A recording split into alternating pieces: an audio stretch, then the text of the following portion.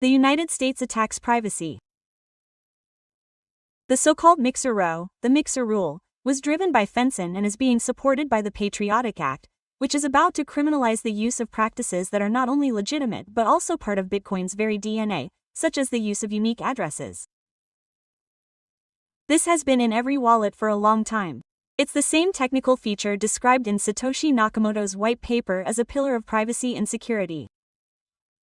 Only now it's been rebranded as a primary money laundering threat, a grotesque attempt to rewrite the protocol's history and manipulate what is considered a unique transaction to fit the logic of state control.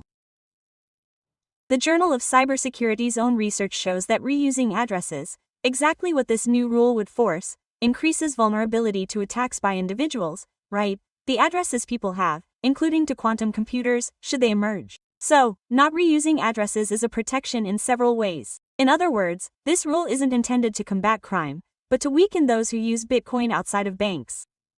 What's more, the scope of this proposal is so absurd that trivial behaviors, such as splitting transactions, using different word codes, postponing a transaction by choice, or even making transactions, would be seen as evidence of money laundering, where the mere attempt to maintain one's privacy and human rights becomes a federal crime, even without any illegality in the origin of the funds. Under the pretext of combating illegality, the aim is to stifle any architecture that allows individual sovereignty beyond the reach of the banking system and governments. The irony is that this declared war on financial freedom comes precisely from where freedom is a priority. Will this law pass, or is it just meant to cause a stir and pass a second, more moderate version, but one that also attacks privacy? Comment here.